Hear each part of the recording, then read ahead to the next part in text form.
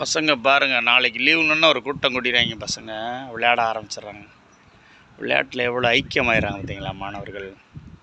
எந்த வயசுலையும் விளையாட்டுக்கு ஒரு வயசே கிடையாதுங்க. கல்யாணம் ஆனாலும் கிரிக்கெட் விளையாடணும்னா அந்த ஒரு பேக்கை தூக்கிட்டு எவ்வளோ வெயிட் இருக்கும், அவ்வளோ ஒரு சாதாரண விஷயம் தூக்கிட்டு போகிறதுக்கு காலேஜ் பசங்க எல்லாம் வருத்தப்படுவாங்க. ஆனால் அந்த விளையாடுறதுக்காக இந்த கிரிக்கெட் பேட்டை ஒரு பேக்கில் பெரிய நீளமான பேக்காக இருக்கும், அதில் ஸ்டம்பு எல்லாம் வச்சு வெயிட்டாக இருக்கும்.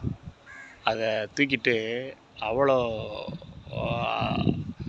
சந்தோஷமாக ஃப்ரெண்ட்ஸோடு ஏர்லி மார்னிங் கூட பரவாயில்ல, இந்நேரம் மேட்ச் வச்சுருந்தாலும் அந்நேரம் கிளம்பி விளையாட கிளம்பிடுறாங்க. அதாங்க நம்ம எதில் ஒரு ஆர்வமாக இருக்குமோ அந்த இன்வால்மெண்ட் இருந்தோம்னா எதை வேணாலும் எப்போ வேணாலும் எந்த டைம்லையும் நம்மளால் செஞ்சுருவோம். அந்த விளையாட்டில் மாணவர்களுக்கு அவ்வளோ சந்தோஷங்க. என் பையன்லாம் சின்ன பையன் ஸ்கூலில் போயில சனிக்கிழமை மட்டும் ரொம்ப சந்தோஷமாக ஸ்கூலுக்கு போவேன். ஏண்டான்னு ஒரு நாள் கேட்டேன். அது சொன்னேன், இப்போ சனிக்கிழமை தான்ப்பா எல்லாமே ஸ்போர்ட்ஸ் ஆக்டிவிட்டீஸ் எல்லாம் சனிக்கிழமை தான்ப்பா இருக்குன்னு சொல்லுவேன். அப்போ படிப்பை விட அந்த பசங்க அவ்வளோ ஸ்போர்ட்ஸில் அவ்வளோ ஆர்வமாக இருப்பாங்க. எங்கள் பாஸ்லாம் ஸ்போர்ட்ஸில் அவ்வளோ இன்வால்மெண்ட் சொல்லுவார். பசங்களுக்கு இந்த பிடி அவரை மட்டும் கட் பண்ணாதீங்கன்னு சொல்லுவார். பிடி அவரை மட்டும் பசங்களுக்கு கொடுத்துருங்க அப்படின்னு சொல்லுவார். பசங்கள்லாம் நான் ஏவாவாக இருக்கேன், பிடி மாஸ்டர் லீவுன்னு என்கிட்ட வருவாங்க. சார் பிடி சார் லீவு, நீ நாங்கள் விளையாட போவா பிடி அவர்லாம் கேட்பாங்க. இந்த போகிறாங்க பசங்க பாருங்க, போவா அப்படின்னு கேட்பாங்க. அப்போ நம்மளும் அந்த வயசில் விளையாட்டில் அவ்வளோ ஆர்வமாக இருந்திருக்கோம். நான்லாம் கபடி விளையாடும்போது கிராமத்தில் தாத்தா எப்படா தூங்குவார்னு பார்ப்பேன். ஜன்னல் வழியாக ஃப்ரெண்ட்ஸ்லாம் கேட்பாங்க கிராமத்தில், டேய் வாடா போகும்டா மேட்ச் ஆரம்பிச்சிச்சுடா. நம்ம கிராமத்துலேருந்து 7-8 கிலோமீட்டர் போனோம், நடந்து போனோம். சைக்கிள்லாம் அப்போ இல்லை, நடந்தே போவோம், நடந்தே போய் விளையாடுவோம். எங்கள் தாத்தா எப்படா தூங்குவார்னு பார்ப்பேன்.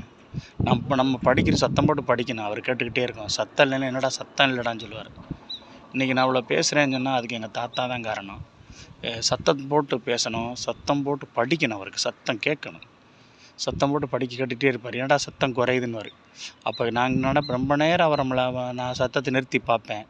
சத்தம் வரலையா, என்னடா தாத்தா கேட்க காணாம சைலண்ட்டாக தெரிஞ்சு பார்ப்பேன்.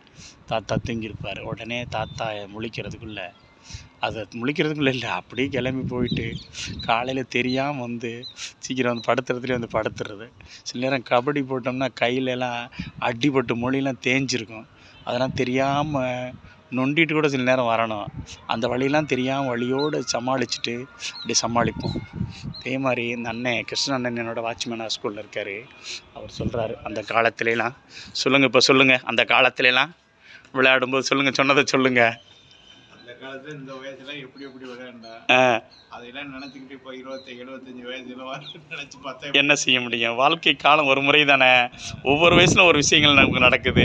அந்த காலத்தான் கடந்து வந்தாச்சு. இன்னும் கொஞ்ச நாள் தானே இருக்க வரைக்கும் நல்லபடியாக வாழ்ந்துட்டு போகணும். கவலைப்படாதீங்க, எப்போ போகணும் வரணும்னு சொல்லாதீங்க, இன்னொரு மாதிரி சொல்லாதீங்க. இருக்கிற காலத்தை இருக்கிற வரைக்கும் சந்தோஷம் வாழ்ந்துட்டு போகணும். ஓகேவானே? வருத்தப்படவே கூடாதுண்ணே, எதை பற்றியும் வருத்தவே கூடாது. அதுதான் என்னோடய பாலிசி. அதனால் ரொம்ப எப்போயுமே சந்தோஷமாக இருக்கணும், இருக்கிற வரைக்கும் சந்தோஷமாக இருக்கணும். ஓகே, எல்லோரும் சந்தோஷமாக இருங்க. உங்கள் பிடிச்ச விளையாட்டை கண்டிப்பாக விளையாடுங்க. மாணவர்களை காமிக்கிறேன் பாருங்கள், விளையாட்டு ரொம்ப சந்தோஷமாக விளையாடணும், விளையாட்டு மட்டும். ஓகே, தேங்க்ஸ் நண்பர்களே, தேங்க்ஸ் ஃபார் வாட்சிங் மை சந்திரன் மணன் சேனல். தேங்க்யூ.